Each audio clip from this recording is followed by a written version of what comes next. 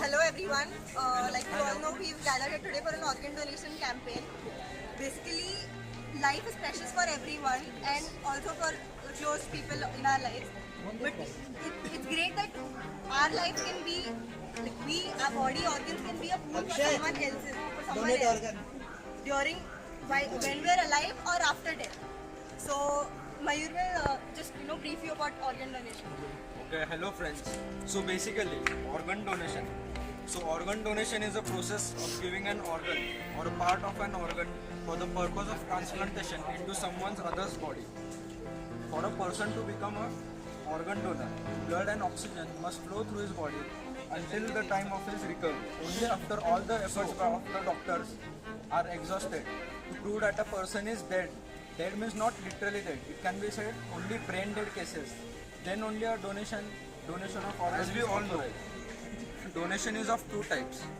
A deceased donor, which means a dead donor, who can give eyes, kidneys, pancreas, liver, lungs, heart and intestinal organs. The other type of donor is a living donor, who can give kidney or a portion of liver, lung, intestine or pancreas. So there is also a zonal transplant coordination committee situated in Mumbai, which is a registered body founded in 2001.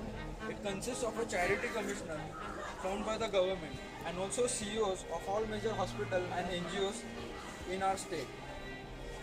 This body actually takes care of all the organ donation, means the coordinates this activity makes prevalent in our society. Whenever we get any information, we always think a lot about it, whether it's right or wrong, whether, for example, organ donation, whether we should go for it or not. One myth is about religion, whether organ donation is okay with all religions. So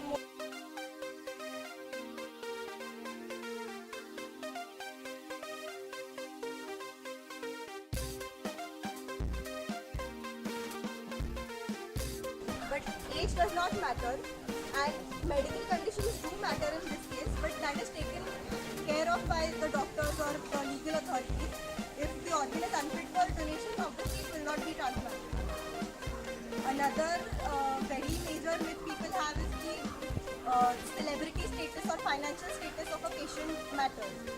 We know that there are many eminent personalities who have lost their lives because the compatible or matching organ has not been available for transplantation. So it's just the medical condition and the severity of the illness which matters during transplantation and nothing else.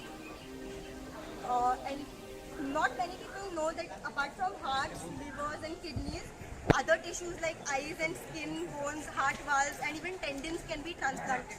So it's not just big organs which can be transplanted. And another myth is that when a patient is there in the hospital, doctors won't take care if the patient is an organ donor, but it's nothing like that. Number one priority of any doctor is to save the patient's life.